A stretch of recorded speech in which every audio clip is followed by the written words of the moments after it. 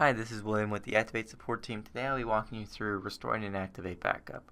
Restoring and Acctivate backups are pretty important, in case you're ever moving servers or you're having severe, something's gone wrong, basically a hard drive's failed or we're having to move Acctivate, or even something minor like someone's made a bad import and we're kind of just needing to go back to an old backup to fix it. First things first is come over to Activate database maintenance.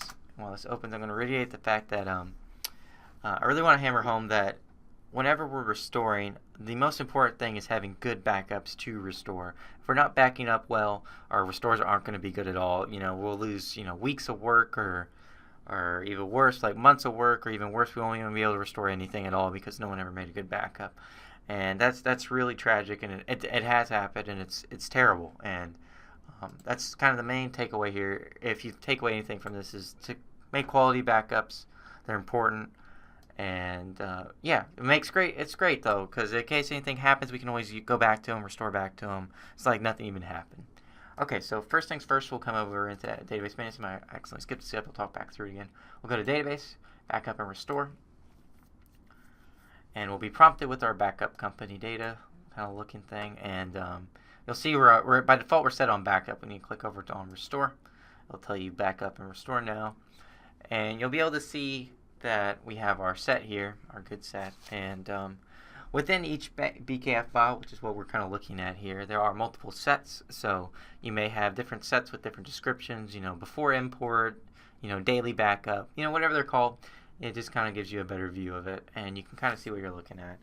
So we'll select our good backup here. We'll say it's today's backup overwrite. Let's say that we're in Eva's demo, so let's say that Eva made a bad backup for some, or a bad import or something like that, and we're needing to restore off this backup here. So we'll select it, and we'll hit the start restore. It'll give us a pretty good prompt here. It'll basically say, hey, all current data is going to be lost, and we're replacing it with our backup data. Sure you want to go through with this? Hit yes.